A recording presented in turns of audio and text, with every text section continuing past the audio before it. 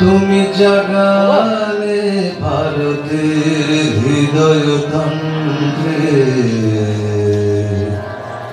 আত্মজ্ঞানের নবদিশা।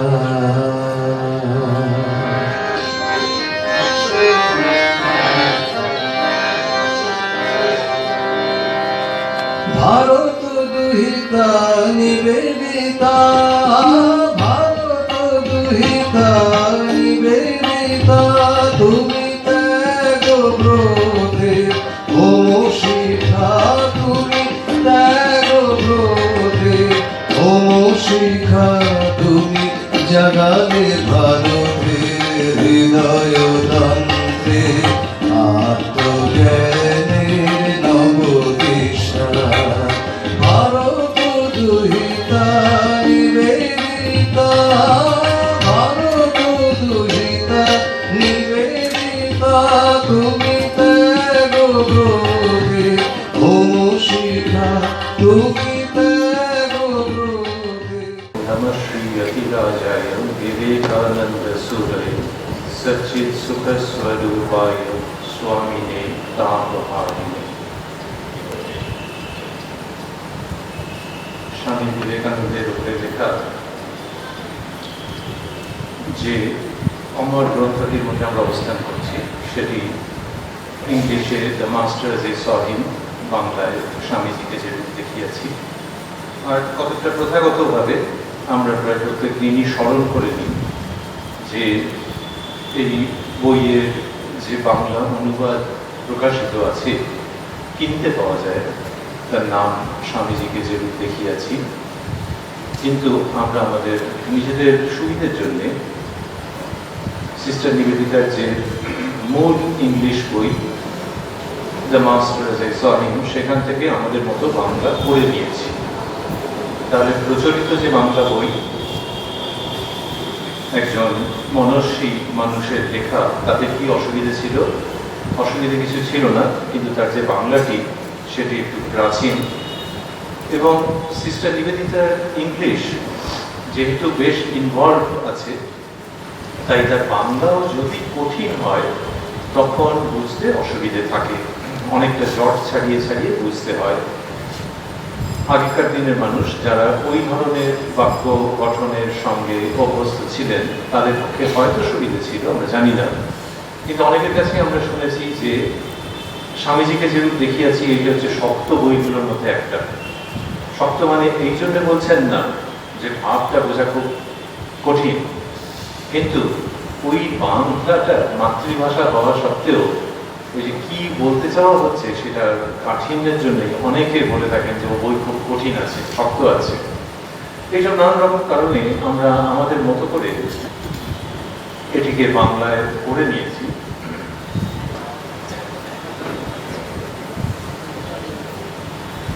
প্রত্যেকবারই আমরা স্মরণ করে নিই। আর কি? আর হচ্ছে দ্য মাস্টার এজ এ স হিম হচ্ছে যে দ্য মাস্টার এজ এ স হিম, এই যে নাম, এর মধ্যে নিবেদিতা স্বামীজিকে মাস্টার বললেন, তার বাংলা করা হয়েছে স্বামীজিকে যে রূপ দেখিয়েছি। এবারে যদি ভাবা যায় যে মাস্টার শব্দটির যে আদি তাৎপর্য, অরিজিনাল যে সিগনিফিকেন্স, সেই দিক থেকে দেখতে গেলে স্বামীজি এবং মাস্টার এই দুটোর মধ্যে একটু কেমন কেমন যেন অনেক সময় এসে উপস্থিত হয়। যে যদি ভাবতাম যে নিবেদিতা লিখতেন স্বামীজি অ্যাজ আই স হিম, তাহলে বাংলায় স্বামীজিকে যেরকম দেখিয়েছি বা যেমন দেখেছি, কিন্তু উনি মাস্টার কথাটা লিখেছেন যখন, তার মানে স্বামীজি এই নামটি যেমন, তেমনি তিনি মাস্টার, তিনি গুরু, তিনি আচার্য, এরকম সবকিছু মিলিয়ে মিশিয়ে আরো কিছু হয়তো নিবেদিতার বক্তব্য ছিল। অনেকে বলেন যে আচার্যদেরকে যে রূপ দেখিয়েছি এরকম করলে হয়তো হতো। তো সেই সবগুলো আমরা একটু স্মরণ করে নিয়ে বইয়ের মধ্যে যখন আমরা ঢুকি, তখন একটা সুবিধে এবং অসুবিধে একই সঙ্গে অবস্থান করে। অসুবিধাটা ভাবলেই দেখা যাবে যে সেটা হয়তো আসলে সুবিধে।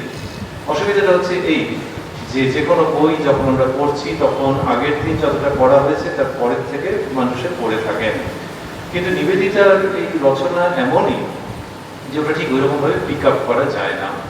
আগেরটা একটুখানি স্মরণ করে না নিলে দুম করে যে 3 তারিখে একরকম, 13 তারিখে আর একরকম, 23 তারিখে আর একরকম, এরকম ভাবে করা যায় না। 13 তারিখের মধ্যে 3-এর কিছু প্রসঙ্গ থাকতে হবে এবং 23-এর মধ্যে 13-র কিছু প্রসঙ্গ থাকতে হবে। এই ধারাবাহিকতাটা না হলে খুব খাপছাড়া মনে হবে এবং প্রসঙ্গের মধ্যে যে গভীরতা আছে সেটা আমাদের সাধ্যমতো আমরা যতই চেষ্টা করি না কেন আগেরটা একটু স্মরণ করে না নিলে ঠিক স্মুথ ফ্লো আসে না। এটা একটা সুবিধেও বটে। তার কারণ হচ্ছে যে শ্রীরামকৃষ্ণ বলতেন যে মিছরির রুটি সোজা করেই খাও আর করেই খাও, মিষ্টিই লাগবে। সুতরাং এই অতি মূল্যবান এবং সুন্দর যে প্রসঙ্গ সেটাকে যদি একটু আগের দিন একটা আমরা স্মরণ করে নিই তাতে লাভ বই ক্ষতি নেই।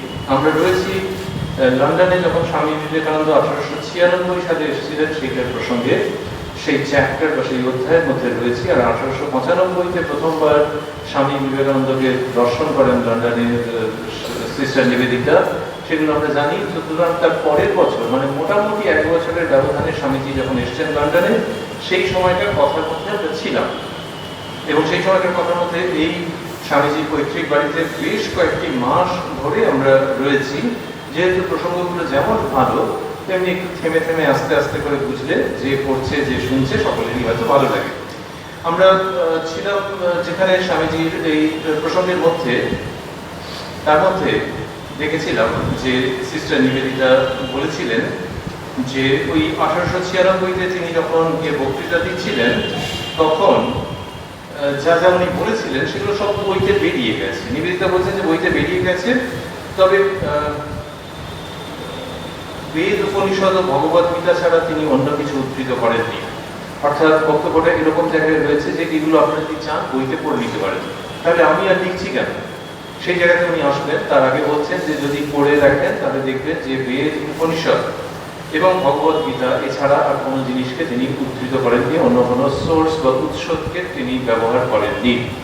এটা নিবেদিতার বলার মানে হচ্ছে যে যেন কতটা একটা অ্যাপ্রিসিয়েশনের মতো যে আপনারা যারা ওই 1896-তে স্বামীজি লন্ডনে যেসব বক্তৃতা দিয়েছিলেন সেগুলো যারা পড়বেন তারা লক্ষ্য করে দেখবেন যে আমি ঠিক না ভুল। কতটা এই ভঙ্গিতে বলা যে বেদ, উপনিষদ এবং ভগবত গীতা ছাড়া আর অন্য কিছু তিনি বলেননি। অন্য কিছু মানে আর কি বলবেন তিনি? অবশ্যই বলবার ছিল আমাদের যে পুরাণ আছে, পুরাণে কত সুন্দর সুন্দর গল্প আছে এবং লোকেরা বলে যে সেই গল্পের মধ্যে দিয়ে কত কি শেখবার আছে। But Swamiji did not touch the Puranas. পুরাণের উপর তিনি কিছু বলেননি। সেটা কেন বলেননি আলাদা কথা, কিন্তু যেন স্বামীজির একজন ছাত্রী হিসেবে নিবেদিতা যে নোট নিয়েছেন সেইগুলোকে স্ক্যান করে উনি বলছেন যে এই 3টে জায়গা ছাড়া উনি আর কিছু বলেননি। এই বক্তব্যটা তো আর বইয়ের মধ্যে পাওয়া যাবে না, কিন্তু সেখানে নিবেদিতা স্বামীজির একজন অবজারভার, একজন স্টুডেন্ট, একজন ইন্টারপ্রেটার এরকম ভাবে এই কথাগুলোকে বলছেন। এইবারে বলবার পর তিনি বলছেন যে বললেন যে হিন্দু পুরাণের কোনো অংশের কথা নিয়েও তিনি বিশেষভাবে কিছু বলেননি।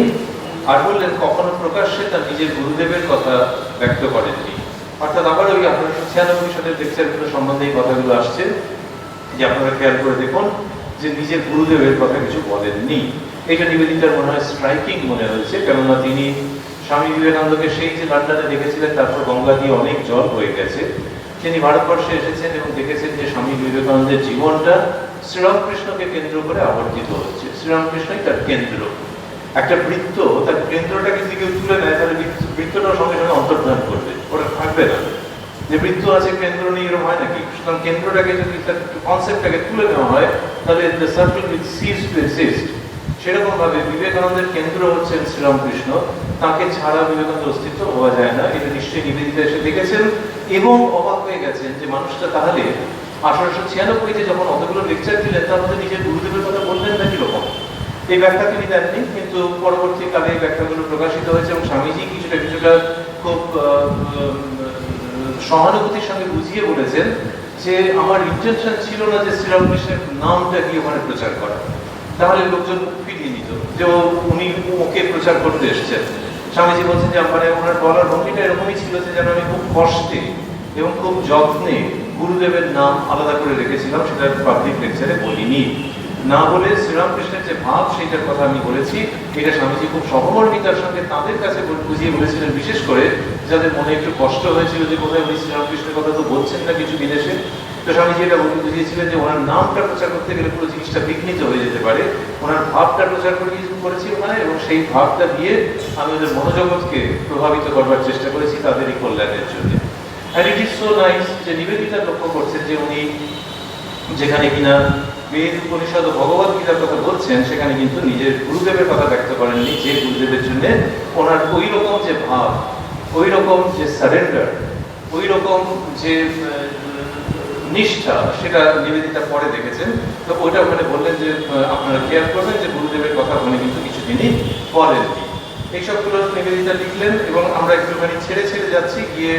আর যে প্রধান প্রধান কথাগুলো ছিল তার মধ্যে নিবেদিতা বলেছিলেন যে এই পর্বে, অর্থাৎ ওই লন্ডনের পর্বে 1896-তে তার নিজের দিক থেকে তিনি সর্বদা মনে করতেন যে তার সবচেয়ে বড় বৌদ্ধিক সাফল্য অর্জিত হয়েছে মায়া সম্বন্ধীয় তার বক্তৃতাগুলিতে।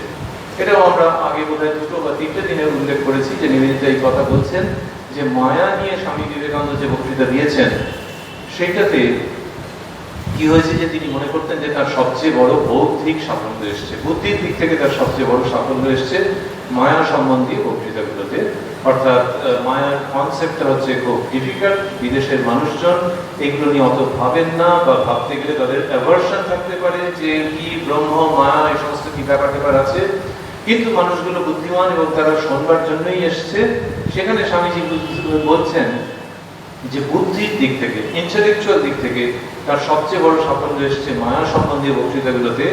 এইটা নিবেদিতা লিখছেন, অর্থাৎ নিবেদিতার সঙ্গে তিনি এটা শেয়ার করেছেন যে ইন্টেলেকচুয়ালি সবচেয়ে বড় সাকসেস পাওয়া গেছে মায়া সম্বন্ধীয় বক্তৃতাগুলোতে। আমরা ভাবছি এই 2019-এ বসে যে আমরা সেই স্বামী বিবেকানন্দের কথা শুনছি, যিনি শুধু একজন সন্ন্যাসী নন, যিনি শুধু একজন ভারত প্রেমিক নন, যিনি শুধু একজন চরিত্রবান অস্তিত্ব নন, এগুলো সবই।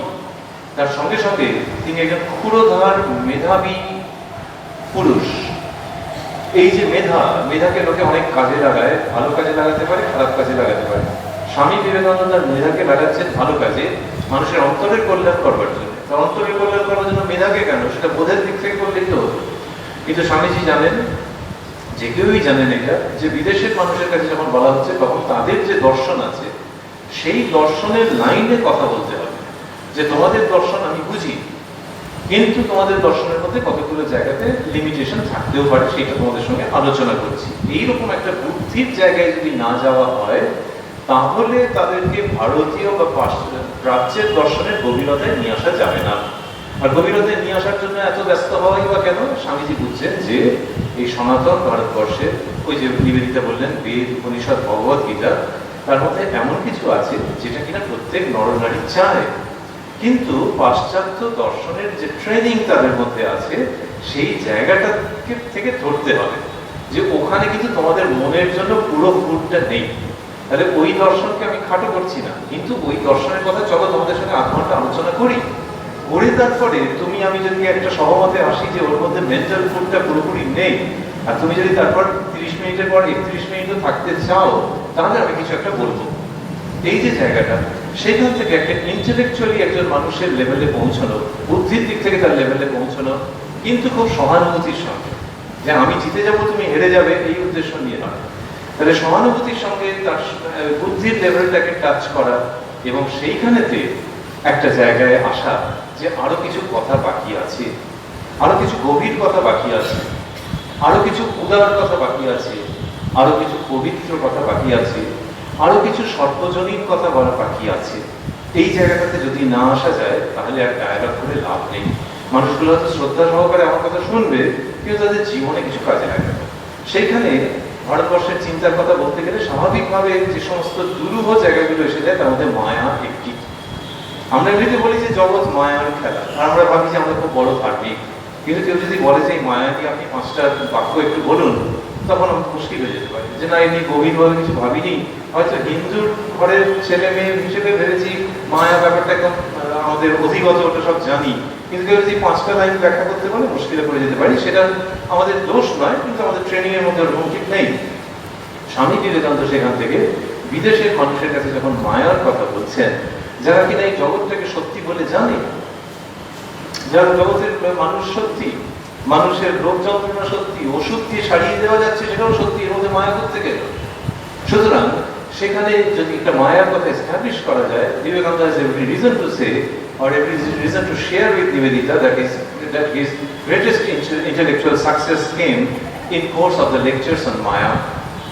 যখন মায়া সম্বন্ধে এটা বিবেকানন্দ তার থেকে 4.5 বছরের মতো যে ছোট নিবেদিতা, তাকে এটা বলছেন যে সবচেয়ে বড় ইন্টেলেকচুয়াল সাকসেস এসছে মায়া সম্বন্ধীয় বক্তৃতাগুলোতে।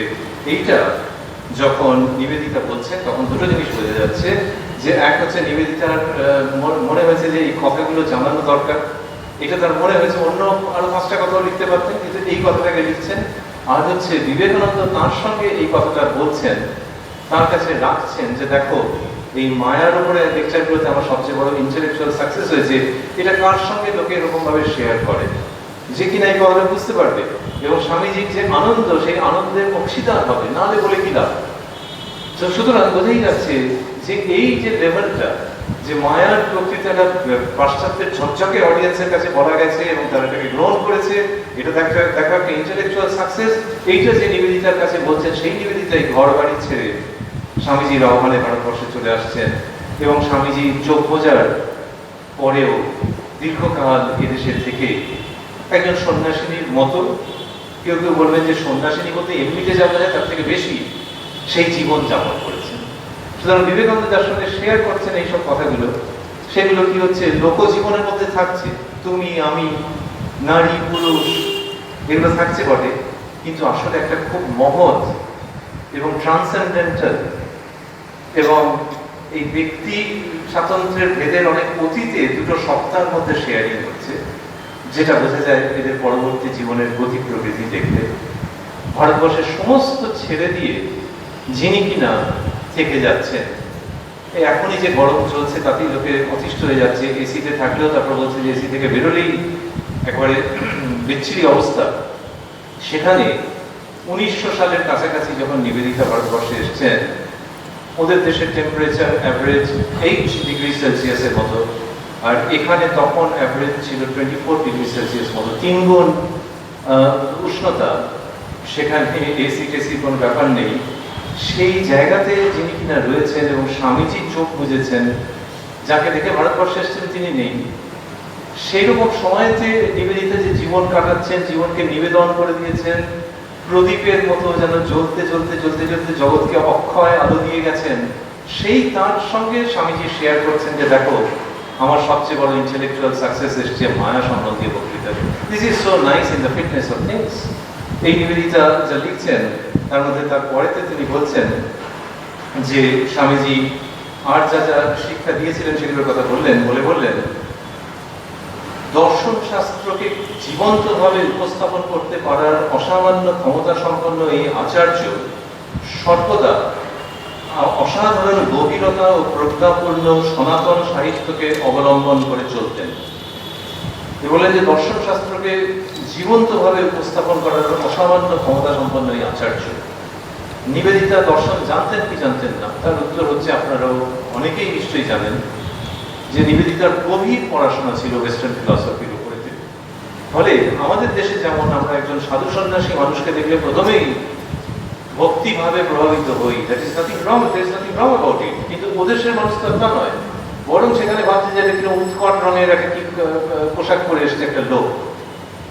সেই জায়গা থেকে মানে ও দেশের মানুষ যখন স্বামী বিবেকানন্দকে দেখছেন, তাদের তো আর গেরুয়া পোশাকের প্রতি আলাদা করে কোনো রকমের অতিরিক্ত শ্রদ্ধা ভক্তির ব্যাপার নেই, বরং মনে হচ্ছে যে একটু অড।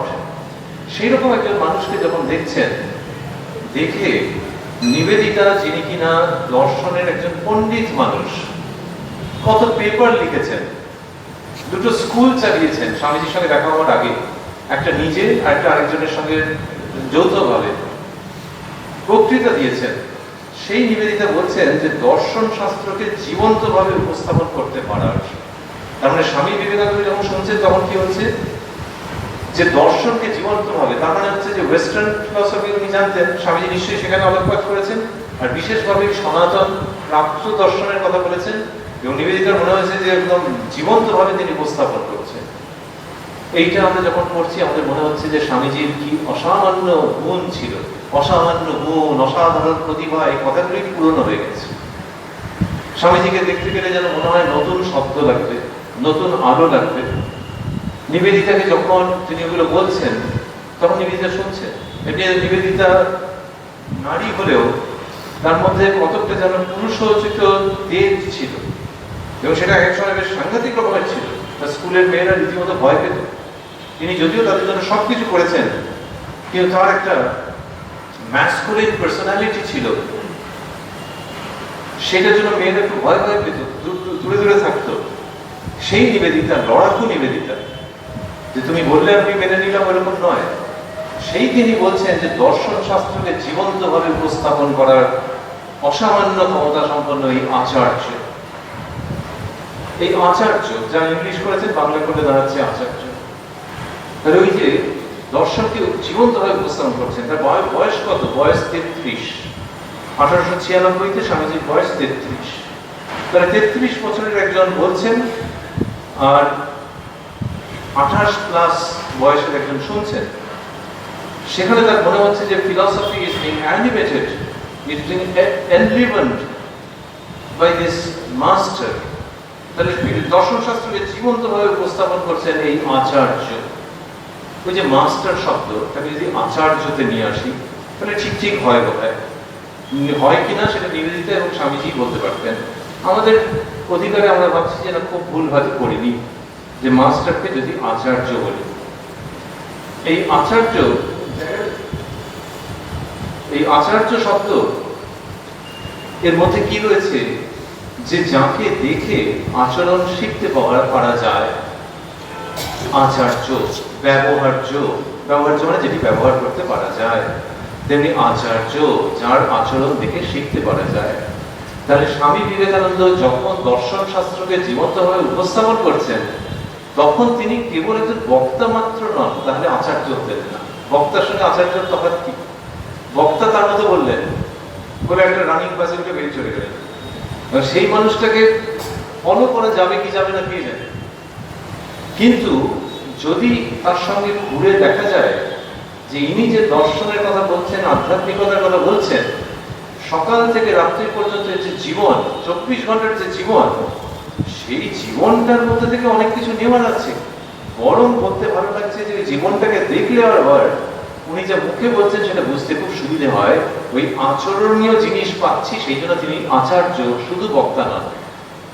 33 বছরের যুবক সন্ন্যাসীকে দেখে 28.5 বছরের মতো বয়সের যে নিবেদিতা, তার মনে হচ্ছে যে দর্শন শাস্ত্রকে জীবন্তভাবে উপস্থাপন করার অসামান্য ক্ষমতা সম্পন্ন এই আচার্য।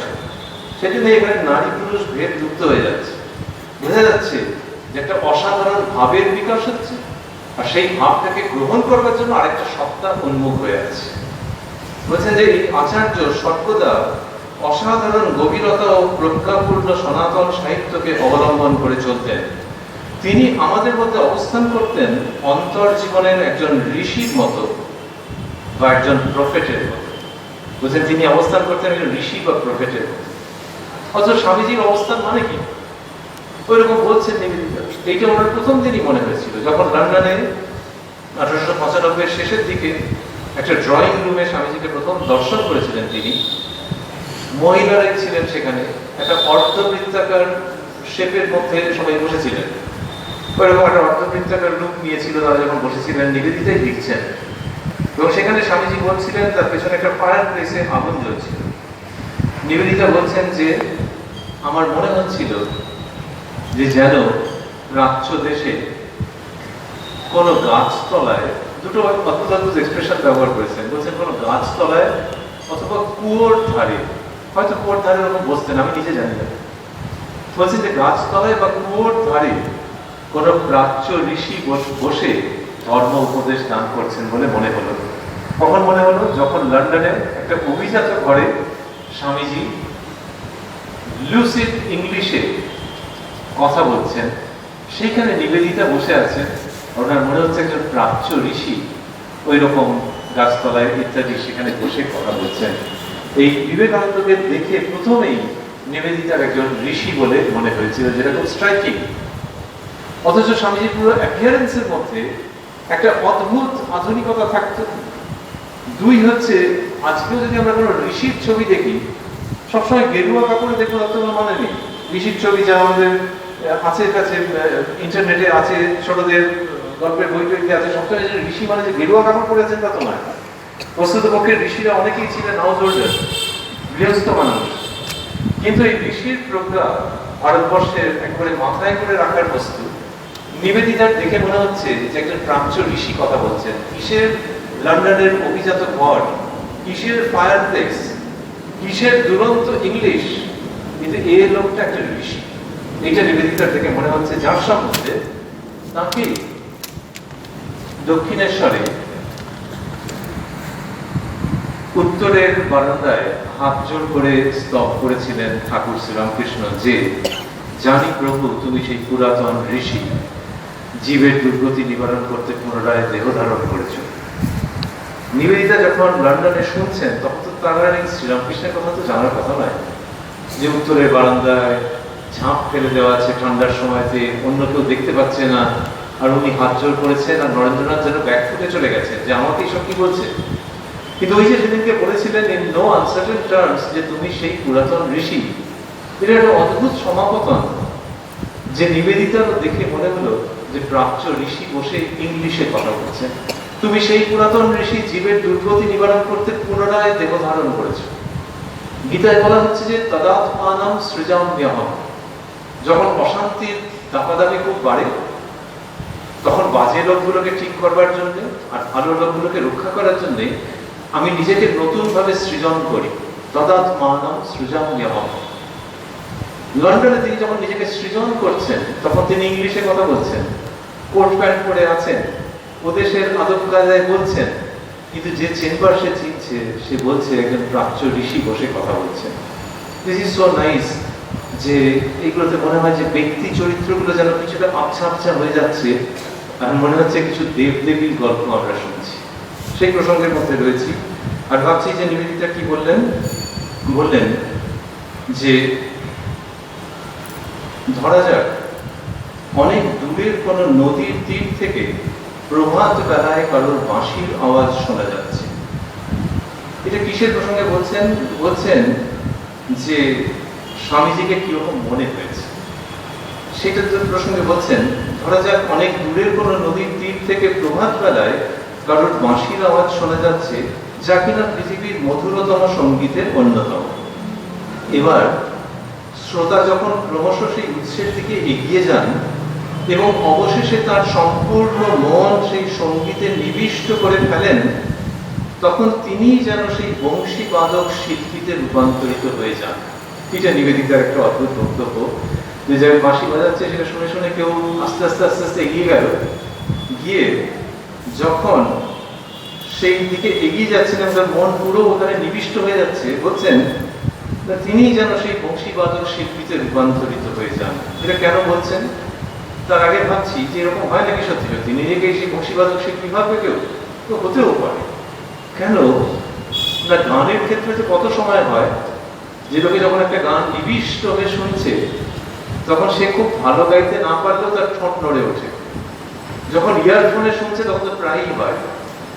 এই যে এফেক্টটা হচ্ছে, তার মানে যে ব্যক্তি শুনছে সে ওই গানটার সঙ্গে একাত্ম হয়ে গেছে এবং তার পুরো বডি ফিজিক্যালি সে ওইটা গ্রহণ করতে চাইছে এবং তার মনে হচ্ছে আমিও গান গেয়ে উঠি। এই যে ভাবটা হচ্ছে যে একটা বিষয়ের প্রতি একটা খুব সুমধুর এবং পবিত্র কোন সৃষ্টির প্রতি যখন কেউ আকৃষ্ট হচ্ছেন, তখন তার মনে হচ্ছে যে ওই সৃষ্টি যে করছে তার সঙ্গে আমার তফাৎ নেই।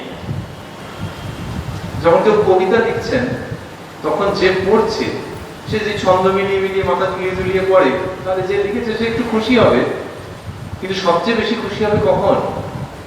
যখন কিনা যে পড়ছে সে যদি বলে কাউকে যে আমার এরকম এরকম এরকম এরকম মনে হচ্ছিল পড়তে পড়তে, আর তখন কবি যদি দেখেন যে আমারও ঠিক এরকমই মনে হয়েছিল, তখন আমার পাঠক বা পাঠিকা আমার যেরকম মনে হয়েছিল ওরও সেরকম মনে হচ্ছে, এইখানে আমার সাকসেস।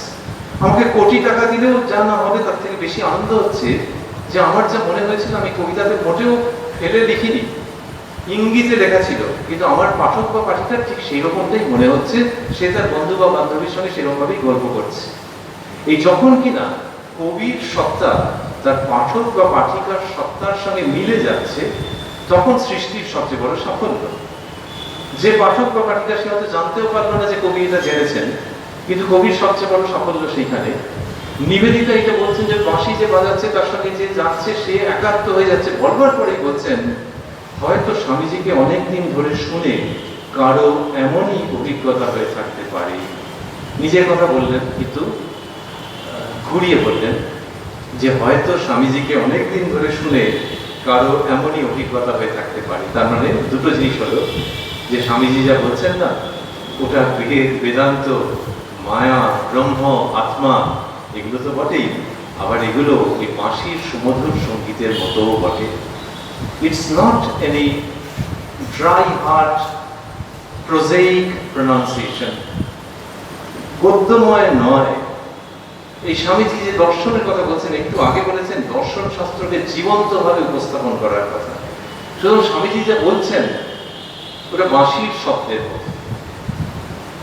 এটা স্বামীজি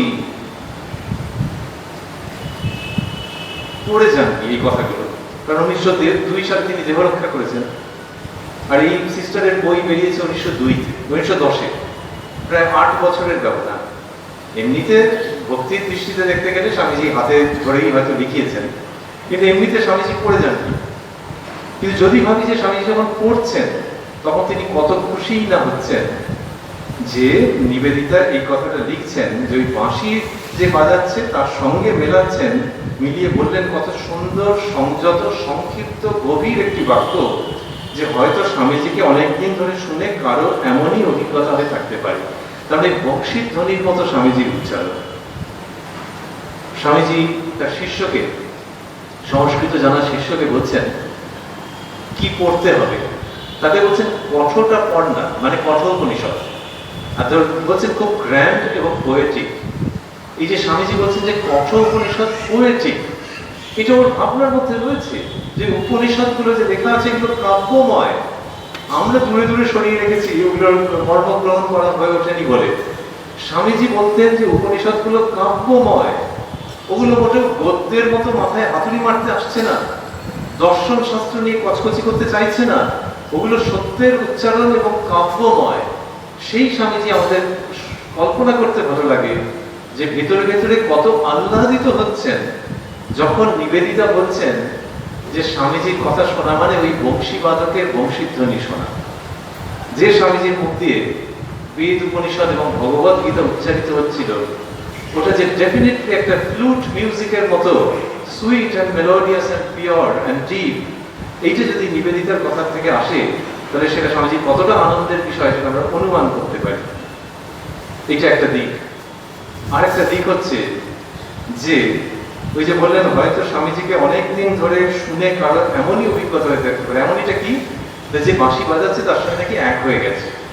তাহলে একটা নিবেদিতার কথা যদি হয়ে থাকে, কারো এমনই অভিজ্ঞতা হয়ে থাকতে পারে। কারো মানে আর অন্য কে, একমাত্র নিবেদিতা নিজের কথাই বলছেন। তার মানে হচ্ছে যে আমার এই অভিজ্ঞতাটা হয়েছিল, কিন্তু তিনি আমারটা বলছেন না, যে কারো হয়তো এরকমই হয়েছে।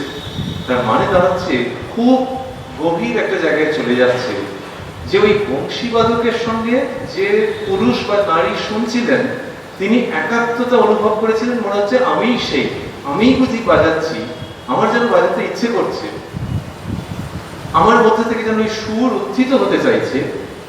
স্বামীজির কথা শুনে কারোর এরকম হয়েছিল, এটা যদি নিবেদিতা বলেন তার বাংলা মানে কি দাঁড়ায়? বাংলা মানে দাঁড়ায় যে বিবেকানন্দকে শুনতে শুনতে শুনতে শুনতে আমি যেন তিনি ময় হয়ে গেছি। এই তো মানে দাঁড়ায় যে তাঁর যে কথাগুলো এগুলো মনে হচ্ছে আমারই কথা। এটা একটু বাড়াবাড়ি হয়ে যাচ্ছে কি, যে যখন বলছেন যে তাঁর কথাগুলো আমারই কথা, এটা বাড়াবাড়ি হচ্ছে না কেন? যে কোনো শিক্ষা পদ্ধতির মধ্যেই তো এটা থাকে। কত কম বয়সী ছেলে এবং মেয়ে আছে, বা আমাদের জীবনে হয়তো সেই রকম সময় একটা না একটা ক্ষেত্রে গেছেই, যেখানে কোনো শিক্ষক বা শিক্ষিকাকে দেখে এবং তার পড়ানো শুনে মনে হচ্ছে যে দারুণ লাগছে এবং আমিও ওনার মতো পড়াবো। তার মানে হচ্ছে যে ওনার সত্তার সঙ্গে আমার সত্তাটা মিলে যাচ্ছে, যে যিনি শেখাচ্ছেন তার সত্তার সঙ্গে মিলে যাচ্ছে। মনে হচ্ছে আমার এটা তো ভালো লাগছে, বুঝতে তো পারছি, আবার কেউ যদি শিখতে আসে আমি ওনার মতো করেই পড়াবো। তার মানে হচ্ছে যে যিনি শেখাচ্ছেন তার শিক্ষা দান পদ্ধতিটা কমপ্লিট হয়ে গেছে, যে ওই ব্যক্তিত্বটাও তাকে প্রভাবিত করছে। এইটা যদি না হয় তাহলে নিবেদিতা লিখবেন কি করে? সুতরাং নিবেদিতা যখন স্বামীজির কথা লিখছেন তখন ভেতরে ভেতরে তিনি স্বামীজিময় না হলে লেখা যায় না। তফাৎ থাকলে লেখা যায় নাকি? তফাৎ থাকলে যে রিপোর্টারের মতো হতে পারে, যে আপনি কি বুঝলেন, আপনি কি করতে চলেছেন ইত্যাদি রিপোর্টার লিখছে, সে বেচারি ওই মানুষটার মনের খবর পুরোটা রাখে নাকি? সুতরাং রিপোর্টারের যে রিপোর্ট তার মধ্যে সত্যতাও থাকতে পারে, নাও থাকতে পারে।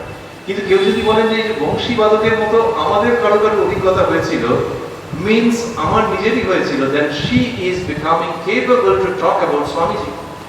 তার আগে তো হয় না। ভারতবর্ষে বলা হচ্ছে যে পুজো যখন কেউ করবে তখন কে পুজো করবে? পুজো যে করছে সে তার হয়তো খুব মন্ত্রমুখস্থ আছে, তার বংশে সবাই পুরোহিত, তাতে তার অধিকার আসে না। ব্রাহ্মণ বংশের ছেলে তো বটেই, তাতে কিছু হলো না। আমাদের দেশে বলা হচ্ছে যে দেবতার পুজো তুমি করতে পারবে কখন? দেব ভূত্বা দেবং যজেৎ। তুমি নিজে দেবতা হয়ে তবেই দেবতার পুজো করতে পারবে। তো নিজে দেবতা হবে কি করে? সেটা তো অফিসে চাকরি করে হয়তো, আবার বাকি সময়টা পুজো হচ্ছে করে, তো সে দেবতা হয়ে যাবে? পুজোর যে পদ্ধতি, সেই পদ্ধতির মধ্যে আসন শুদ্ধি, ভূত শুদ্ধি ইত্যাদি, এই পুরো পদ্ধতিটার মধ্যে যা রয়েছে সেটা হচ্ছে নিজের দেবত্বকে জাগিয়ে তোলা। যেমন লোকে আয়নার সামনে দাঁড়িয়ে একটু সেজে নিতে পারে, সেই রকম ভাবে নিজের ভিতরের দেবত্বকে জাগানোর একটা প্রক্রিয়া আছে। সেই প্রক্রিয়া যিনি জানেন তিনিই পুরোহিত, আদারওয়াইজ প্রফেশনাল লোক একটা। তো ওই যে পুরোহিত, তিনি ভেতরের দেবত্বকে যখন জাগাচ্ছেন, যদি না জাগাতে পারেন তাহলে পুজো ব্যর্থ। যদি ভাবেন যে হাতে ঘড়ি আছে, এরপর আরেকটা জায়গায় পুজো করতে হবে, বাইরে বাইক দাঁড়িয়ে আছে, তাহলে সব নষ্ট হয়ে গেল।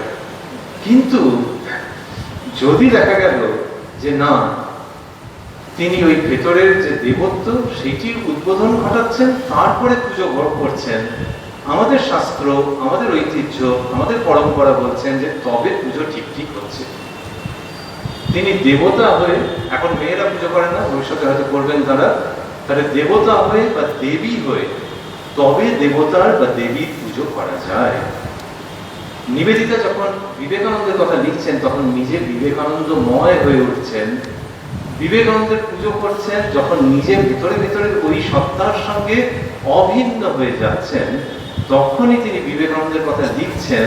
কিন্তু সেটা প্রায় তার অজান্তে আমাদের ভাবতে ইচ্ছে করে যে নিবেদিতাকে বলা হচ্ছে ভগিনী, বাংলায় ভগ্নী বলা হয়, একটু অশুদ্ধ শব্দ, ঠিক ঠিক শব্দ হচ্ছে ভগিনী। এখন আর আমরা বলি না দিদি, বড়দি, এই তো ব্যাপার।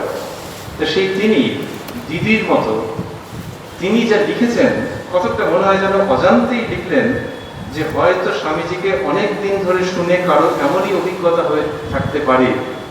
আমাদের সকলের চিরকালের বড় দিদি নিবেদিতা এই যে বাক্যটা লিখছেন সেটার মধ্যে দিয়ে পসিবলি কি হচ্ছে, যে তিনি যে বিবেকানন্দের পুজো করবার, বিবেকানন্দের সম্পর্কে লেখার জন্য যে এম্পাওয়ার্ড হয়েছিলেন, সেই কথাটা এখানকার প্রকাশিত হয়ে যাচ্ছে যে বংশীবাদকের সঙ্গে অভিন্নতা তার হয়েছিল বলে। এইসব কথার মধ্যে আমরা রয়েছি।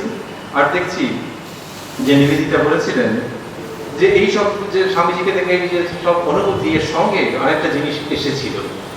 বলছেন যে এর সঙ্গে এসেছিল ত্যাগের সমুচ্চ প্রেরণা। বললেন যে স্বামীজিকে দেখা মানে হচ্ছে ত্যাগের প্রেরণা, সেইটা এসেছিল।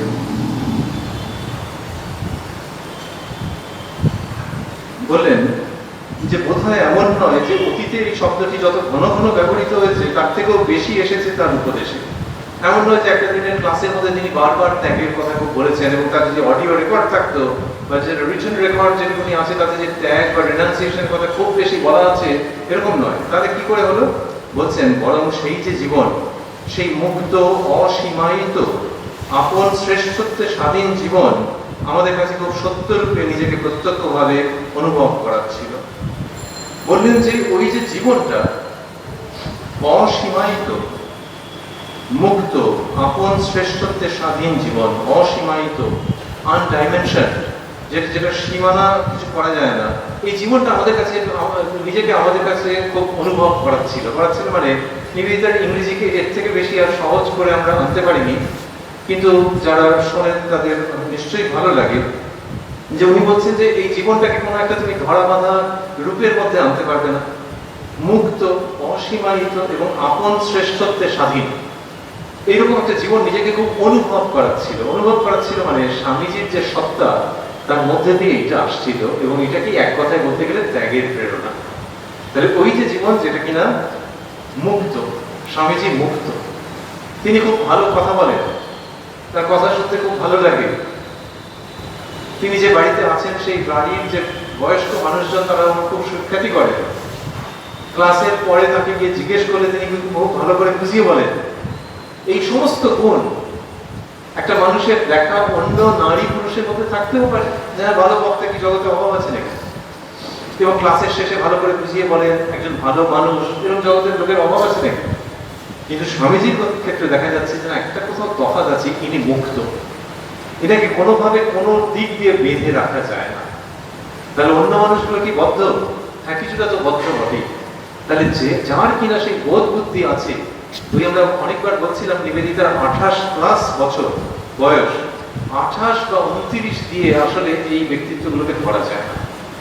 এদের ভেতরে একটা অদ্ভুত ম্যাচুরিটি আছে, যেখান থেকে উনি বুঝছেন যে এই যে মানুষটা খুব মডার্ন স্টাইলে কথা বলছেন, কিন্তু আর 5টা মডার্ন মানুষের সঙ্গে তফাৎ হচ্ছে যে এ মুক্ত পুরুষ, একে বেঁধে রাখবে জগতে এরকম কিছুর সাধ্য নেই। এইটা নিবেদিতার বারবার করে মনে হয়েছে, এবং সেখান থেকেই বলছেন যে ওনাকে তোতা পাখির মতো 14 বার ত্যাগের কথা বলতে হয়নি, তিনি বলেছেন ত্যাগের কথা, কিন্তু তার জীবনটা দেখলে ওইটা আমাদের প্রত্যক্ষ অনুভব হচ্ছিল যে what he is speaking about, what he really tries to mean, what he really tries to drive home, সেটা হচ্ছে ওই ত্যাগের কথা, এবং সেটা তার ওই মুক্ত অসীমায়িত আপন শ্রেষ্ঠত্বের স্বাধীন জীবন দেখে বোঝা যাচ্ছে। আপন শ্রেষ্ঠত্বের স্বাধীন যে ত্যাগ, সেই মানুষটার মধ্যে ত্যাগ আছে, তুমি তাকে কোনো কিছু দিয়ে ভাবতে পারবে না, এবং তার মধ্যে খুব শ্রেষ্ঠ জীবন।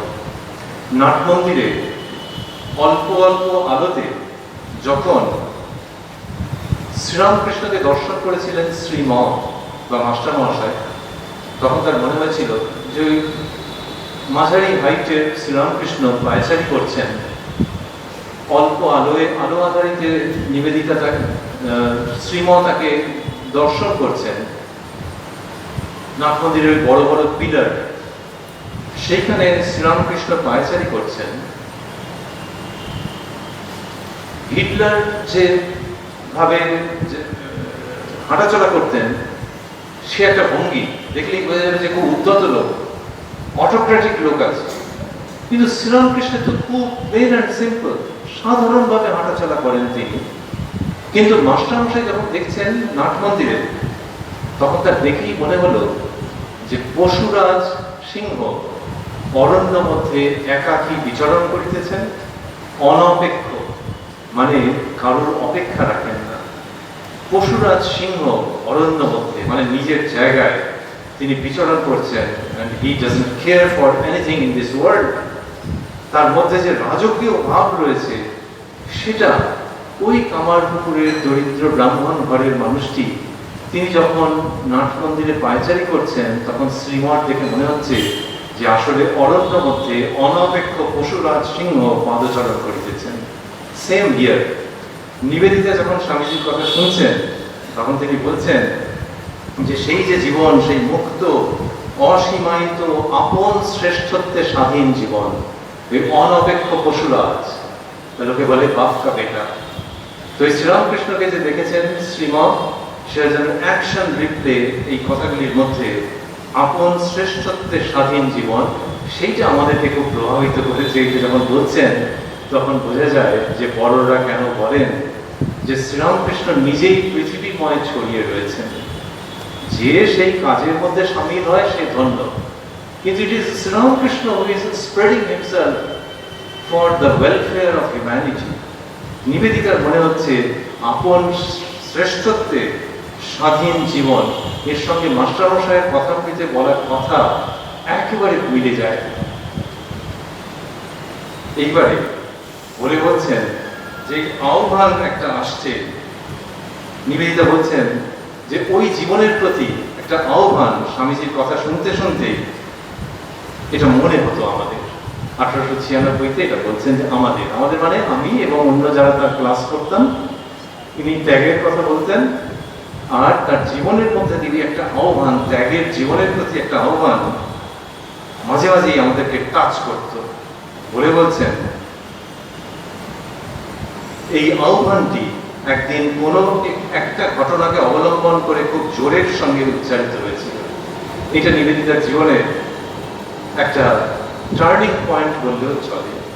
বহুবার উদ্ধৃত হয়েছে এই প্রসঙ্গটি, কিন্তু সেটা এইভাবে আসছে কি সুন্দর করে। বলছেন এই আহ্বানটি খুব জোরের সঙ্গে একদিন উচ্চারিত হয়েছিল কোনো একটি ঘটনাকে অবলম্বন করে। সেদিন প্রশ্নোত্তর ক্লাসে কিছু একটা নিয়ে মতান্তর হয়েছিল। মতান্তর মানে এমনি ঝগড়াঝাটি না, কিন্তু একটা ব্যাখ্যা নিয়ে হয়েছিল। আর তখনই স্বামীজি যাকে বলতেন বোমা ছুটতে পারার দৃঢ় প্রতিজ্ঞা, সেটা হঠাৎ তাকে পেয়ে বসলো এবং তিনি বললেন। তবে স্বামীজি কি যেটা বলেছেন, আর নিবেদিতা বলছেন যে এই মানুষটা যখন বলতেন না, ওর ভেতরের মেন্টালিটিটা কিরকম থাকতো জানেন? সে হচ্ছে বোমা ছুটতে পারার দৃঢ় প্রতিজ্ঞা। এইটা মনে হয় স্বামীজি বলতেন, নিবেদিতা শুনতেন এবং দুজনে খুব অ্যাপ্রিসিয়েট করতেন যে বোম মারবো এক সময়। এইটা মনে হয় স্বামীজি বলতেন। সঙ্গে সঙ্গে একটা আওয়াজের সমর্থনও পাওয়া গেছে। তো স্বামীজি এরকম বলতেন যে এরকম করবো। উনি যখন শিকাগোতে গেছেন তখনও বলেছিলেন একবার অন্তরঙ্গ মহলে, এখন যাচ্ছি, এসে এই সমাজের উপর একটা বোমার মতো ফেটে পড়বো, এরকম বলতেন। বোমার মতো ফেটে পড়া মানে বোমা তো এমনিতে খারাপ, কিন্তু বোমা সব ছিন্ন ভিন্ন করে দেয়, ডিস্ট্রয় করে দেয়, টুকরো টুকরো হয়ে যায়। যেটা টুকরো টুকরো হয়ে যায় সেটা ইউজ করা যায় না। স্বামীজির বোমা মানে হচ্ছে যে ভেতরে যত অজ্ঞান আছে, ভেতরে যত অন্ধকার আছে, ভেতরে যত কুৎসিত আছে, ভেতরে যা কিছু তোমার দেবর স্বভাব বিকশিত হতে দিচ্ছে না, সেগুলোকে বোম মেরে শেষ করে দেবো, এই অর্থে তার বলা। এবং এই বোম মারাটা ওনার খুব পছন্দের এক্সপ্রেশন ছিল।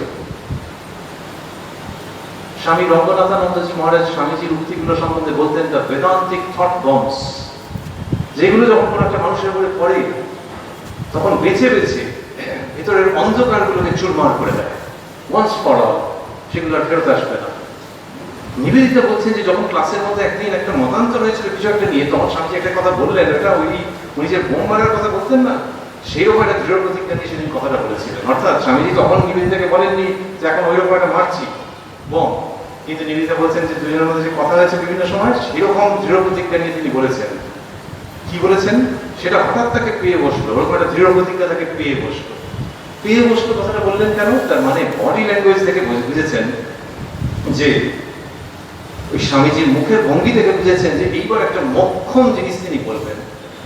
কারণ মন রাখার জন্য কোনোদিনই তিনি বলেন না, যেটা নিক্ষেপ করা প্রয়োজন সেটা করবেন, তাও দেখা যাক কি হয়, এই ভঙ্গিটা তিনি বলেছেন। এবং স্বামীজির ওই মুখের ভঙ্গি থেকে বোঝা গেছে যে এইবার আর উনি ফিরবেন না, ওই বোমটা উনি নিক্ষেপ করবেনই করবেন। তাই বলছেন যে সেটা হঠাৎ তাকে পেয়ে বসলো ওই দৃঢ় প্রতিজ্ঞা। এবং তিনি বললেন এবার কোটেশনের মধ্যে, জগৎ আজ যা চায় তা হলো এমন 20 জন নরনারী যারা ওই সামনের রাস্তায় দাঁড়িয়ে এই কথাটা সাহস করে বলতে পারবে যে তাদের মনের মধ্যে এক ভগবান ছাড়া আর কিছুই নেই, কে কে যাবে বলো। এটা হচ্ছে স্বামীজির ক্যারিয়ন ফল। এই কি নিয়ে ঝগড়াঝাটির মতো মতান্তর হয়েছিল নিবেদিত উল্লেখ করলেন না, কিন্তু না করে বলছেন যে স্বামীজি হঠাৎ দুম করে ওই ক্লাসের মধ্যে এই বমটা নিক্ষেপ করলেন, জগৎ আজ যা চায় তাহলে এমন 20 জন নরনারী, 20 men and women, বিরাট ভিড়ের কথা আমি বলছি না, 20 জন নরনারীকে চায়। কি অদ্ভুত ব্যাপার! শুধু পুরুষ মানুষের কথা বললেন না। আমাদের দেশে এই 2019-এ ধর্ম জীবন, উচ্চ আধ্যাত্মিক জীবন মানে লোকে বলে সাধু সন্ন্যাসী, সন্ন্যাসিনী তো বলে না। গঙ্গাসাগর মেলায় গিয়ে সন্ন্যাসিনী আর কজনকে দেখা যাচ্ছে, কুম্ভতে গিয়ে আর কজনকে দেখা যাচ্ছে। ধর্মকর্ম ঠিক আছে, কিন্তু উচ্চতম জিনিসটা পুরুষ মানুষের জন্য এরকমই একটা খুব সীমাবদ্ধ ধারণা হয়ে রয়েছে। কিন্তু ধর্ম যে নারী এবং পুরুষ উভয়ের জন্য, এটা কোনো লেকচারের মতো করে স্বামীজি বলছেন না, তার ভেতর থেকে আপনিই বেরিয়ে আসছেন। নাহলে কেউ বলে যে কজন নরনারী, had it been an exclusive right of men folk only, তাহলে এই কথাটা বলতেন না। বলছেন জগৎ চাইছে 20 জন নরনারী, তারপরে মেয়েও হতে পারে ছেলেও হতে পারে, 20টাই ছেলে হতে পারে, 20টাই মেয়ে হতে পারে। পুরুষ না নারী, ও প্রশ্নটাই অবান্তর। জগৎ এরকম 20টা ব্যক্তিকে চাইছে যারা ওই সামনের রাস্তায় দাঁড়িয়ে বোধহয় হাত দিয়ে দেখিয়েছিলেন, কারণ নিবেদিতা বলছেন না যে খুব এক্সল্টেড মোডে ছিলেন স্বামীজি। সামনের রাস্তা বলতে কেউ উঠে গেলে না, সেই এটা কি জন্য হয়েছে কি জানি। তো বলছেন যে যারা ওই সামনের রাস্তায় দাঁড়িয়ে এই কথাটা সাহস করে বলতে পারবে যে তাদের মনের মধ্যে এক ভগবান ছাড়া আর কিছুই নেই। বলছেন যে আমরা এইসব ডেলিব্রেশনের মধ্যে আছি তো, কিন্তু কমন কে কে হাত তুলবে বলো। এখানে হচ্ছে স্বামীজির শ্রেষ্ঠত্ব। ওই যে বলছেন আচার্য, যে যিনি শুধু লিপ সার্ভিসের মধ্যে কথাটাকে সীমাবদ্ধ রাখেন না, কোনো একটা জায়গায় ওনার মনে হয়েছে হয়তো যে এনাফ অফ ইন্টেলেকচুয়াল ডিসকাশন, এবারে চলো আমি কেন তোমাদের সামনে রয়েছি, এই কথাটা বলবার জন্য রয়েছি যে জগৎ এরকম 20 জন ছেলে মেয়েকে চায় যারা ওই সামনের রাস্তায় দাঁড়িয়ে। সামনের রাস্তার কথাটা এলো কেন না, মঠে মন্দিরে গিয়ে এসব কথা বলতে পারা যায়, 5 জনে সেটা শুনলে হয়তো খুশিই হবে, কিন্তু তুমি তোমার পরিবেশের মধ্যে থেকে, তোমার আবেষ্টনীর মধ্যে, তোমার অফিসে, তোমার সংসারে, তোমার বাড়িতে, তোমার কর্মস্থলে থেকে এটা কি বলতে পারবে? কোনটা? বলছেন রাস্তায় দাঁড়িয়ে এই কথাটা সাহস করে বলতে পারবে যে তাদের মনের মধ্যে এক ভগবান ছাড়া আর কিছুই নেই। কে কে যাবে বলো। অর্থাৎ আমি এই সামনের রাস্তায় গিয়ে দাঁড়াবো আর তোমরা আমার সঙ্গে চলো, কি ওখানে বলবে যে তোমাদের মনের মধ্যে ভগবান ছাড়া আর কিছুই নেই, এইটা পৃথিবী চায়। স্বামীজি যখন বক্তৃতা দিচ্ছেন তখন বোঝাই যাচ্ছে যে তার পারপাস থাকছে। এমনি বক্তৃতা দিচ্ছি না, আমি চাইছি যে তাদেরকে নিয়ে চলতে যারা বলবে যে ভগবানই আছেন। তো ভগবানই আছেন বলবেন মানে কি তারা সব ঘর সংসার ছেড়ে আমার সঙ্গে সঙ্গে চলে আসবে? তা নয়। যে স্বামীজি প্র্যাকটিক্যাল বেদান্তের কথা বলেছেন, যে স্বামীজি কর্মে পরিণত বেদান্তের কথা বলেছেন, তিনি একবারও বলেননি যে তুমি যদি ভেতরে ভেতরে ভাবো যে জগতে ভগবান ছাড়া কিছুই নেই, তার মানে এবার তুমি মস্তক মুন্ডন করে সন্ন্যাসী হয়ে চলে এসো। সন্ন্যাসী হতে চাইলে হও, অন্য ক্ষেত্রে থাকতে চাইলেও ভগবানকে অবলম্বন করে চলো। এই যে স্বামীজি বলছেন ওই সামনের রাস্তায় দাঁড়িয়ে এই কথাটা সাহস করে বলতে পারবে কি যে তাদের মধ্যে মনের মধ্যে এক ভগবান ছাড়া আর কিছুই নেই। সেই রকম আমি চাইছি, চলো আমার হাত ধরে একসঙ্গে চলো। তার ওখানে দাঁড়িয়ে তোমরা ঘোষণা করবে। বলছেন কে কে যাবে বলো। বলতে বলতে তিনি উঠে দাঁড়ালেন এবং শ্রোতাদের দিকে এমন ভাবে তাকাতে আরম্ভ করলেন যেন তিনি চাইছেন যে কেউ কেউ তার সঙ্গে যোগদান করুক। এই প্রসঙ্গটির মধ্যে আমরা পরের দিনকে থাকবো। তিনি বললেন ভয় করবে কেন, এবং তারপরে উচ্চারিত হলো সেই কথাগুলি যার মধ্যে দিয়ে আজও আমার কানে ধ্বনিত হয় বজ্রনাদের মতো এক গভীর প্রত্যয়। বলে স্বামীজি কি বলেছিলেন সেটি বলছেন, এটি যদি সত্য হয় তাহলে আর অন্য কিছুতে কি এসে যায়, আর এটি যদি সত্য না হয় তাহলে আর আমাদের জীবনেরই বা কি মানে থাকে। কারণ এই যে বক্তৃতা দিচ্ছি, যা কিছু করছি, সেটা হচ্ছে যে তোমার সঙ্গে বন্ধুত্বপূর্ণ ভাবে কথা বলবো, মিশবো, হ্যান্ডশেক করবো, খাবো দাবো, সব কিছু করবো। কিসের জন্য? না তুমিও ভাববে আমিও ভাববো যে এই জগতে ঈশ্বর ছাড়া আর কেউ নেই। স্বামীজির এই যে অতি আধুনিক জায়গায় থেকে ওই পুরনো হারিয়ে যাওয়া ক্লাসিক্যাল সুরটা যে ফেরত আনা, এটাকেই বোধহয় সেই দরিদ্র ব্রাহ্মণ বলে গিয়েছিলেন, জানি প্রভু তুমি সেই পুরাতন ঋষি জীবের দুর্গতি নিবারণ করতে পুনরায় দেহ ধারণ করেছ।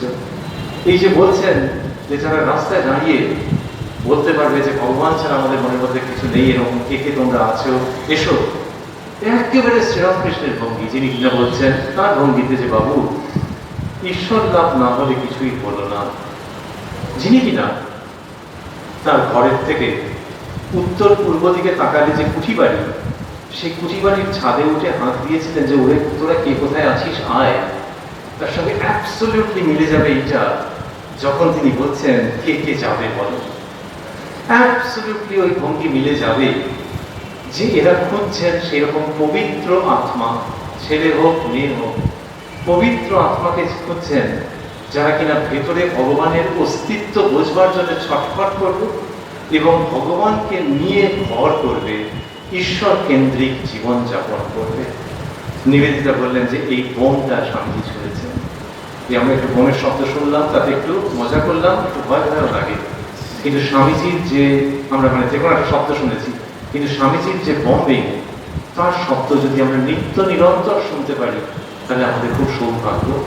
কেননা এই কথাগুলির মধ্যে দিয়ে মানুষের মনের তামসিকতা ছিন্ন ভিন্ন হয়ে যায়, চুরমার হয়ে যায়। আমরা এর মধ্যে আর একটু থাকতে চাইছি স্বামীজির ইচ্ছায় পরের দিনকে। আর ওই যে বলছেন স্বামীজি কে কে যাবে বলো, আমরা মনে মনে স্বামীজির সঙ্গী হতে চাইছি। উঠে যাব আমরা, নিজের নিজের বাড়ির দিকে চলে যাব, উই উইল ডিসপার্স। কিন্তু এই স্বামীজির বাড়িতে থেকে আমরা ভাবতে চাইছি যে আমাদের যাওয়াটা মানে শুধু যেন একটা ট্যাক্সি ধরে কি ট্রামে করে কি হেঁটে কি বাসে চলে যাওয়া নয়। আমাদের যাওয়া মানে ওই স্বামীজির আহ্বানকে ভেতরে নিয়ে যাওয়া, যে যে যেখানেই থাকি না কেন ভেতরে ঈশ্বরের জলজলে উপস্থিতি, এটাকে যেন আমরা সার্থক করি। যেখানে ঠাকুর এবং মা বলছেন যে তারা আছেন, তুমি শুধু জানো না বলে কষ্ট পাচ্ছ, সুতরাং তাঁর উপস্থিতিকে যেন ভেতরে পুরোপুরি অনুভব করি, হৃদয়ের সিংহাসন ধুয়ে মুছে তাদেরকে প্রতিষ্ঠা করি, তারপর বেরিয়ে গিয়ে বাসের ট্রামে যাই এবং স্বামীজির এই আহ্বানকে সার্থক করি যে কে কে যাবে বলো। ধন্যবাদ।